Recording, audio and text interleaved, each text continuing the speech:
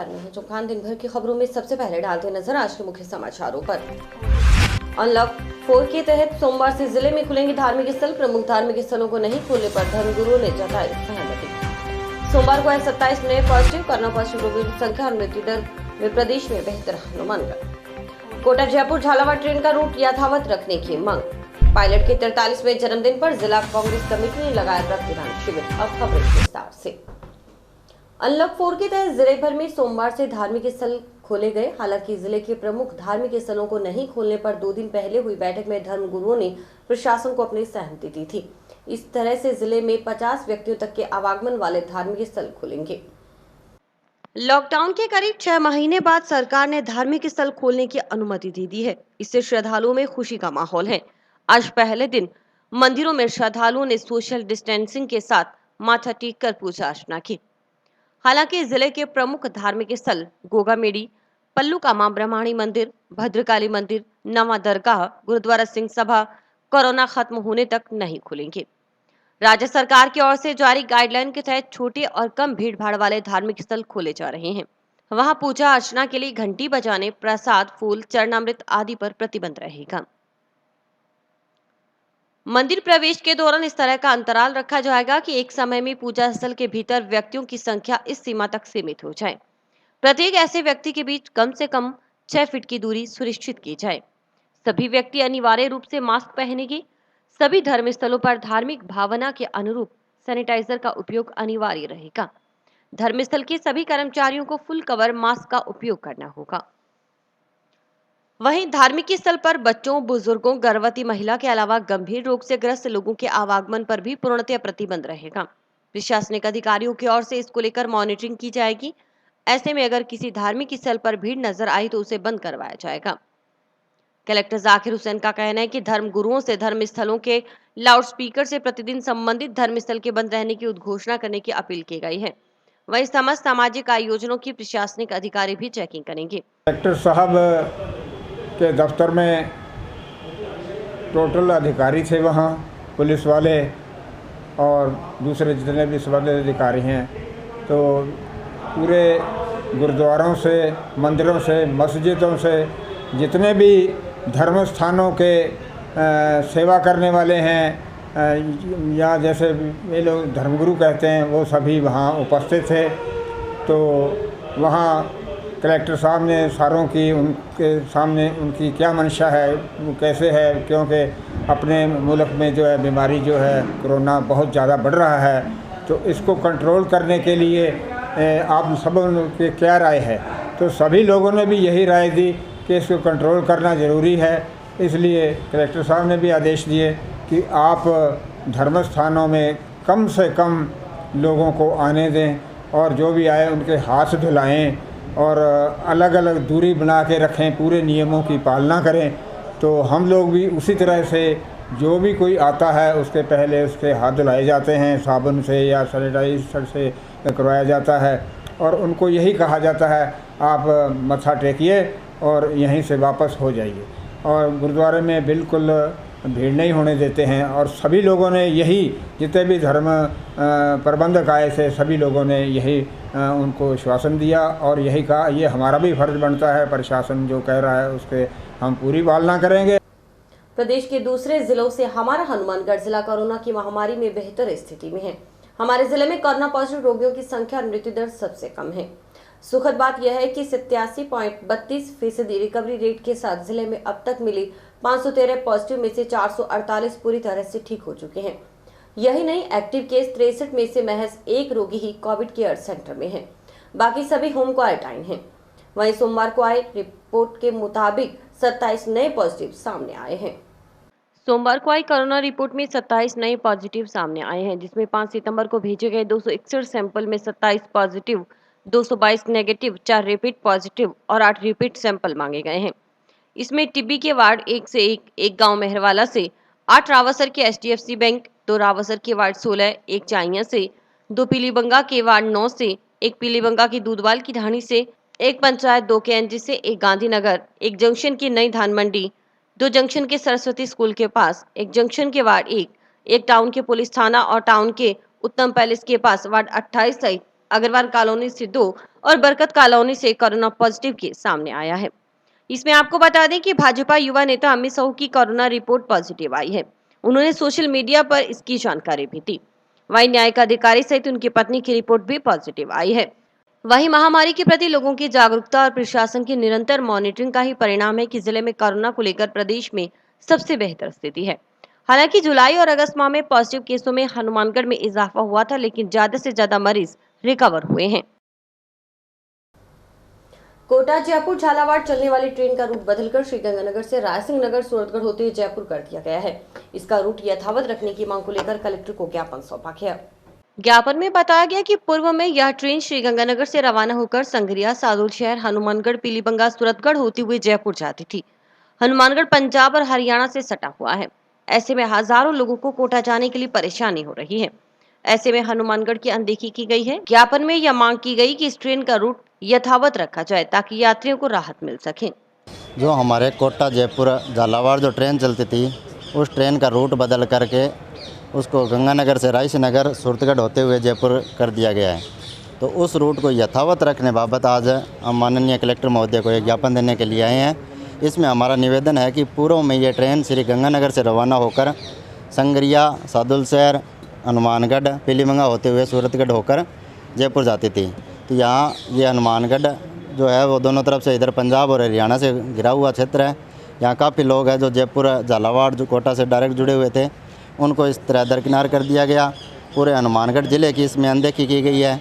इसलिए आज हम माननीय प्रधानमंत्री, माननीय रेलवे मंत्री पीयूष गोयल जी और सांसद महोदय को कलेक्टर के मार्फत अवगत करवाने आए हैं कि इस ट्रेन को यथावत रखा जाए। मानवाधिकार एवं भ्रष्टाचार उन्मूलन संगठन द्वारा एसपी राशि डोगरा डूडी को जिलाध्यक्ष हंसराज वर्मा के नेतृत्व में ज्ञापन सौंपा गया। ज्ञापन के जरिए जगदीश कुमार ने अपनी पुत्री की 3 सितंबर को ससुराल में हत्या कर आत्महत्या का रूप देने वाले ससुराल वालों के खिलाफ कार्रवाई की मांग करते हुए आरोपितों की गिरफ्तारी की मांग की। बताया गया कि इस संबंध में महिला थाना में मामला दर्ज है, लेकिन दोषी खुलेआम घूम रहे हैं। सोमवार को मानवाधिकार एवं भ्रष्टाचार उन्मूलन संगठन के बैनर तले पीड़ित पक्ष ने ग्रामीणों के साथ एसपी को ज्ञापन देकर दोषियों की गिरफ्तारी की मांग की।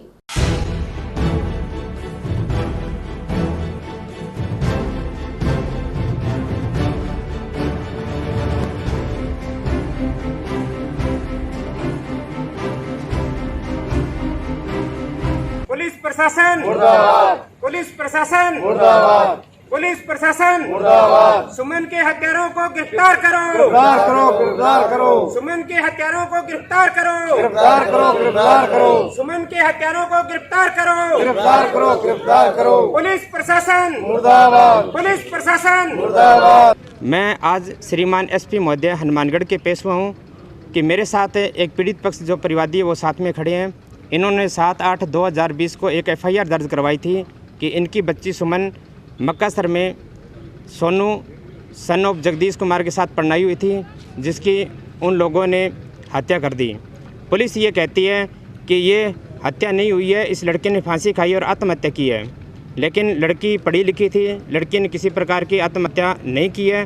पुलिस इस हत्या को आत्महत्या में तब्दील करना चाहती है, क्योंकि पुलिस गाँव के जो चौधरी लोग हैं, जो प्रभावशाली लोग हैं, उनके दबाव में हैं, जिसमें ख़ास तौर पर जग्गी सिंह बराड़ पूर्व सरपंच पति है और साहब राम जी सियाग कांग्रेस के एक लीडर हैं। उनके दबाव में आके पुलिस जानबूझकर ये जांच के अंदर कमियां रख रही है और कह रही है कि बच्ची का प्रेम प्रसंग का मामला था। लेकिन हमारी बच्ची का प्रेम प्रसंग का अगर मामला होता तो पार्टी हमारे को शिकायत करती कि भी आपकी लड़की की ये शिकायतें हैं, लेकिन लड़की को इन लोगों ने जानबूझकर मार दिया। लड़की सुमन की शादी 2017 में मैंने की थी और उसके बाद में 2-3 महीने बाद में उनको पीड़ित करना शुरू कर दिया। हमारा आटे सटे का मामला था, इसलिए हम जैसे तैसे इसको काम चलाते रहे भी कैसे बच जाए। लास्ट में अभी 15-20 दिनों से इतना ज़्यादा परेशान किया कि वो परेशानी के कारण इतनी मतलब डिप्रेशन, वो हालत इसकी ख़राब हो गई और इन लोगों ने पता नहीं क्या करके कुछ करके उसको मार दिया गया। मारने के बाद में हमें कोई सूचना नहीं दी गई, जबकि हमने 3 घंटे बाद पुलिस को सूचना हमने दी। मोर्चरी बॉडी मोर्चरी में रखवाई। मोर्चरी की हालत ये थी कि वहाँ पे कीड़े इतने थे कि बॉडी को डैमेज कर दिया। मांग यही करने है कि हमें न्याय मिले। हमारी बेटी ने सुसाइड नहीं किया है, हमारी बेटी की हत्या हुई है और पुलिस सही तरीके से जांच करके और इस निर्णय तक पहुँची। कांग्रेस नेता सचिन पायलट के 43वें जन्मदिन पर जिला कांग्रेस कमेटी के पूर्व अध्यक्ष केसी बिश्नोई के नेतृत्व में सोमवार को रक्तदान शिविर लगाया गया। शिविर में युवाओं ने उत्साह से भाग लिया। कांग्रेस कमेटी के पूर्व अध्यक्ष केसी बिश्नोई ने कहा कि सचिन पायलट का 43वां जन्मदिन मना रहे हैं। उन्होंने कहा कि यह रक्तदान नहीं, यह जीवनदान है। उन्होंने रक्तदान को जीवनदान का नाम रखने का भी सुझाव दिया। उन्होंने कहा कि राजस्थान में यह इतिहास बनेगा कि सचिन के जन्मदिन पर रक्तदान हो रहा है। केसी बिश्नोई ने कहा कि इस तरह के कार्यक्रम होते रहेंगे तो कभी भी रक्त की कमी नहीं आएगी और जरूरतमंद को आसानी से ब्लड मिल सकेगा। हमारे सचिन पायलट साहब का 43वां जन्मदिन मना रहे हैं हम। ये रक्तदान है, ये रक्तदान नहीं है, ये जीवनदान है। ये आज उनके जन्मदिन पर हम ब्लड दे रहे हैं। इनसे पता नहीं कितनी जानों को जीवन मिलेगा। ये रक्तदान तो लिख दिया, मैं तो कहता हूँ इसका नाम ही जीवन दान रखना चाहिए, जो लोगों को पता हो और लोग ज़्यादा से ज़्यादा। आज मैं ये कह रहा हूँ कोई नेता के ऐसा नहीं हुआ, लेकिन पायलट साहब के जन्मदिन पर आज राजस्थान में जो रिकॉर्ड रक्तदान होगा, ये जीवन दान होगा, ये हमेशा के लिए याद रहेगा कि ऐसे कोई आदमी था जिसके लिए पूरे राजस्थान का एक कोना नहीं बचा। और मैं हनुमानगढ़ ज़िले में कह रहा हूँ, हनुमानगढ़ ज़िले में पीलीबंगा हो रहा है, नौर हो रहा है, भादरा हो रहा है, टीबी हो रहा है, और यहाँ पक्का सारना में भी कर रहे हैं, उधर गोलूवाला कर रहे हैं, उधर एक गांव में कर रहे हैं। तो ऐसे बताओ कि इतने लोगों में जोश है। पहले कोई नहीं करता बगैर जोश बगैर लगाव के। यूथ है और जो कांग्रेस जन है वो आज पायलट के साथ है। हमारे राजस्थान के युवा और कार्यकर्ताओं के लिए संघर्ष करने वाले और आवाज़ उठाने वाले नेता सचिन पायलट साहब का 43वां जन्मदिवस है। इस जन्मदिवस पर जिला कांग्रेस कमेटी के पूर्व अध्यक्ष केसी बिश्नोई जी ने पूरे अपने टीम के साथ करीबन 350 पौने 400 लोगों का आज रक्तदान कराने का अहम बीड़ा उठाया है। और जो ये रक्तदान है, ये पायलट साहब के लिए एक वो संदेश है कि राजस्थान की जनता सचिन पायलट को तहे दिल से चाहती है और वो अपने खून से भी उनको तौल कर उनका वेट 70 किलो होगा, परंतु हनुमानगढ़ के अंदर आज इतने लोग रक्तदान कर रहे हैं कि पायलट साहब का 3 गुना अधिक वजन से ज़्यादा रक्तदान होगा। राजस्थान के पूर्व उप मुख्यमंत्री सचिन पायलट के जन्मदिन के अवसर पर स्वैच्छिक रक्तदान शिविर का आयोजन पीसीसी सदस्य विनोद कुमार गोठवाल के नेतृत्व में गंगा पैलेस पीलीबंगा में आयोजित किया गया। शिविर में कांग्रेस के जनप्रतिनिधियों और कार्यकर्ताओं ने बढ़ चढ़कर भाग लिया। शिविर में मैत्री blood bank foundation charitable trust Suratgarh की ओर से रक्त संग्रह किया गया। इसमें 200 यूनिट से अधिक रक्त संग्रहित किया गया।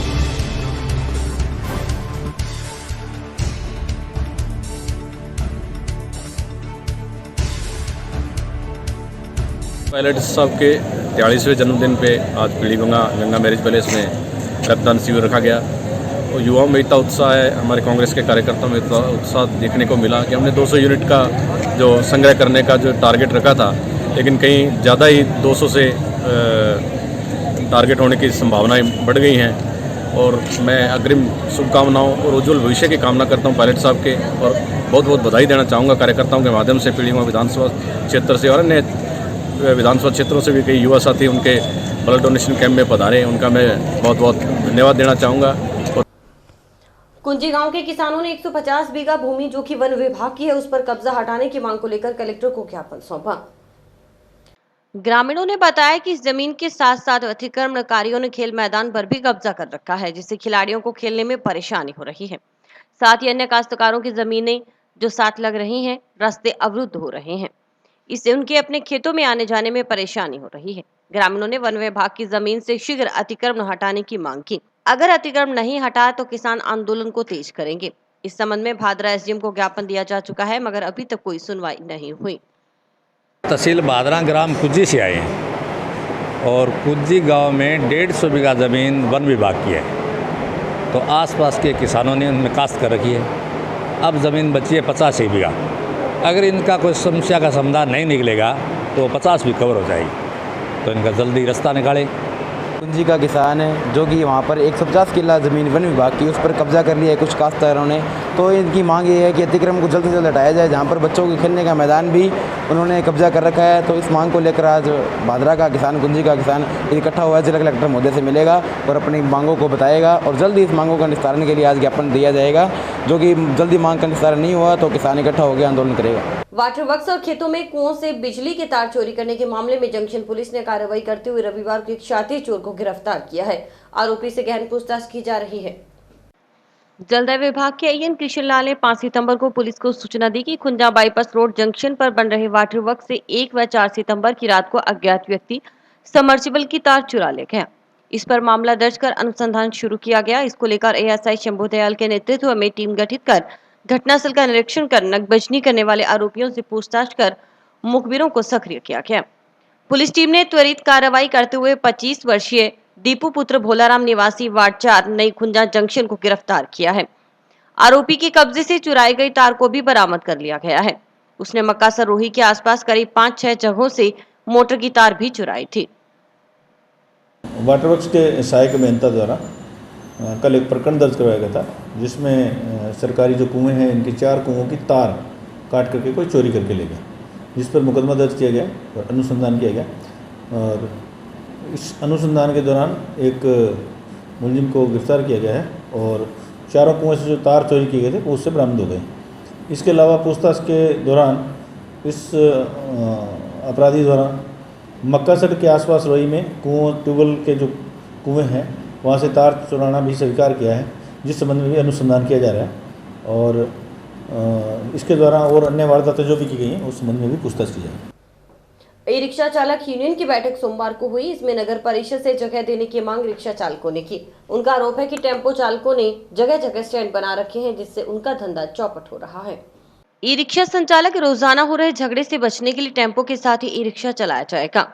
इस दौरान नंबर के आधार पर रिक्शा चलाया जाएगा। रिक्शा चालकों ने कहा कि नगर परिषद ने जहां स्टैंड दिए हैं वहां से सवारियां नहीं मिलती। इसके चलते टेम्पो के साथ ही रिक्शा चलाने का निर्णय लिया गया है। इस संबंध में टेम्पो यूनियन के प्रधान से वार्ता की जाएगी। इसके बाद आगामी निर्णय लिया जाएगा। रिक्शा यूनियन की मीटिंग हुई। मीटिंग में हमने सर्वसम्मति से तय किया है कि टेम्पो वालों से झगड़ा तो हम पूरा नहीं आ सकते। स्टैंड अगर मान लो नगर परिषद वहाँ देता है तो रोज़ का झगड़ा होगा। झगड़ा मिटाने के लिए कल से टेम्पुओं के साथ ई रिक्शा वाले भी अपना नंबर लगाएंगे। आज ये फैसला किया हमने। और भाई शहर को साफ सुथरा स्वच्छ बनाने के लिए झगड़ा तो अनिवार्य नहीं होता ना, भी झगड़ा करें। झगड़ा नहीं करेंगे, कल से टेम्पो वालों के साथ चलेंगे और वहाँ नंबर बनाएंगे। और हो सकता है वो ये मेरा इंटरव्यू सुनेंगे तो उनको भी थोड़ा सा हमें सहयोग करना चाहिए और आगे होकर प्रोत्साहन करना चाहिए भी आप भी आओ हमारे साथ और नंबर लगाओ। कह रही थी सर कि ई रिक्शा के स्टैंड के लिए नगर परिषद से हमने मांग की थी, तो नगर परिषद ये कहती है भाई वहाँ शर्तें रखती है, जैसे कि वहाँ 5 गाड़ी खड़ी करनी है, 5 से ज़्यादा खड़ी नहीं करनी, वहाँ एक्सीडेंट हो सकता है, फलाना हो सकता है, इसलिए वहाँ स्टैंड देने में आनाकानी कर रही। तो हमने सोचा भाई झगड़े से बचने के लिए गरीब आदमी है, किस से झगड़ा करेंगे, इसीलिए हमने ये निर्णय लिया आज भाई हम भी कल से टेम्पुओं के साथ मिलके ऑटो के साथ उनके साथ चलेंगे। गांव किशनपुरा पंचायत में कार्यरत सचिव रेणु चौधरी को हटाने की मांग को लेकर सोमवार को गांव से आई जांच कमेटी को देखकर ग्रामीणों का गुस्सा तेज हो गया। इस दौरान आक्रोशित ग्रामीणों ने सचिव के खिलाफ नारेबाजी कर रोष प्रकट किया और हटाने की मांग की।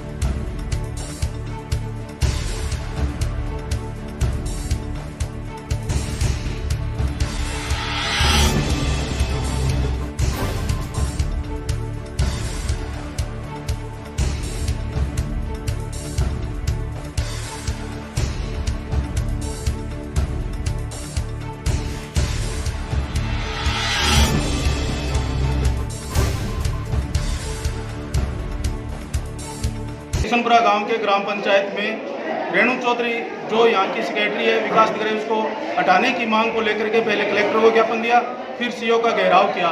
सीओ का घेराव करने के बाद सीओ साहब ने उसको एपीओ किया। एपीओ करने के बाद राजनीतिक दबाव आने के बाद उन्होंने एक जांच कमेटी गठित की। आज वो जांच कमेटी किशनपुरा गांव में जांच करने के लिए आई, इसलिए समस्त ग्रामवासियों ने रेणु चौधरी मुर्दाबाद के नारे लगाए और उसका स्थानांतरण किशनपुरा गांव से करने की मांग उठाई। और हमारे गांव के 6 वार्ड पंचों ने अगर रेणु चौधरी का इस्तीफा नहीं देती है तो उन्होंने ग्राम पंचायत से वार्ड पंच पद से इस्तीफा देने की मांग जांच कमेटी के सामने रखी है। जांच कमेटी से जब हमने पूछा भी हमारी आप जो जांच करने के लिए आए हो इसका क्या आपका रीज़न है, इसका आपने क्या फैसला किया है, तो उन्होंने यही बोला है कि श्रीमान सीओ साहब आपको बताएंगे भी रेणु चौधरी के ऊपर क्या कार्रवाई होती है। तो आप बताओ कोई कारण कोई आप मुद्दा बना रखे रहे मेरा कोई बात ही नहीं आने लग रही साथ में ना मैं कह देखे कि माड़ो करे मेरा काम ही करे करो सो कोई बात को नहीं। आज 2 बार दवाई चिलवा दी सेक्रेटरी सही है, सेक्रेटरी मेरे को सही है। 5 साल में कौन करे माड़ो कौन मेरा के साथ ना माड़ो के करती हूँ कह दूँ 5-4 लोगों की सेक्रेटरी कौन बदलूँ, मैं गाँव को विकास कराना है, मैं सेक्रेटरी रखूँ। वहीं गांव फतेहपुर में मनरेगा श्रमिकों एवं गांव की महिलाओं द्वारा ग्राम विकास अधिकारी को हटाने की मांग को लेकर पंचायत भवन पर धरना लगाकर प्रदर्शन किया गया। ग्रामीणों ने मुख्य कार्यकारी अधिकारी को ग्राम पंचायत फतेहपुर से ग्राम विकास अधिकारी द्वारा महिलाओं के साथ बदतमीजी कर मनरेगा श्रमिकों को छाया, पानी, मूलभूत सुविधाएं देने के संबंध में ज्ञापन सौंपा। ग्राम पंचायत सेक्रेटरी आनंद करण शर्मा बिल्कुल औरतों से बदतमीजी करता है और नरेगा पे छुट्टी भी नहीं देता, कोई भी व्यवस्था नहीं बैठने की वहाँ पे, ना छाया ना कुछ पानी। छुट्टी के टाइम फिर भी कहता है बैठे रहो। सब औरतों से बदतमीजी से बात करता है, किसी से उसे बोलने की तमीज़ नहीं है। हालांकि 2 दिन की जो छुट्टी होती है वो भी किसी को भी नहीं देता। वीरवार को भी कहता है नहीं काम है, या कोई बारिश आने पर फिर भी आकर स्कूल में या पंचायत घर में वैसे ही बिठाई रखता है। हमको 2 दिन हो गए मजबूरी में हम बैठे हैं यहाँ पे। कल हमारी कोई सुनाई नहीं हुई, यहाँ पे कोई भी नहीं आया। हम फिर आज यहाँ पे सारे इकट्ठे होकर मजबूरी में बैठे हैं और कोई भी यहाँ पे ताला लगा हुआ है, कोई भी नहीं यहाँ पे आ रहा, ना कुछ भी नहीं हमसे पूछा और कोई भी हमें जवाब नहीं दिया। यहाँ पे कोई भी नहीं आया। सरकार ने पुलिस में चिकित्सा कर्मियों को छोड़कर शिक्षकों सहित समस्त कर्मचारियों से उनकी सहमति के बिना प्रतिमाह वेतन कटौती करने के आदेश जारी किए हैं। इन आदेशों के अनुसार अधीनस्थ शिक्षकों के वेतन से 1 दिन तथा शिक्षा अधिकारियों के वेतन से 2 दिन प्रतिमाह वेतन कटौती को अघोषित अवधि तक की जाएगी। साथ ही कार्मिकों के उपार्जित अवकाश के नकदीकरण पर भी रोक लगा दी गई है, जिसका विरोध करते हुए शिक्षक संवर्ग को वेतन कटौती के आदेश से मुक्त करने की मांग को लेकर सोमवार को शिक्षक संघ राष्ट्रीय ने मुख्यमंत्री के नाम ज्ञापन कलेक्टर को सौंपा।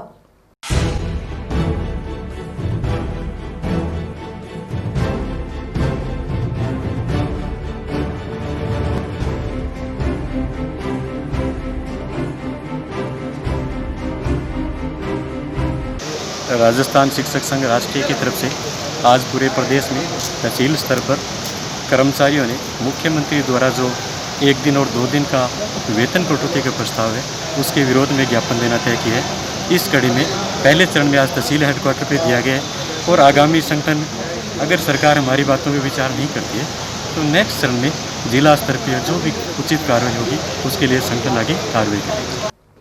और इसी के साथ समाचार समाप्त हुए। रोजाना देखते रहिए समाचार। नमस्कार।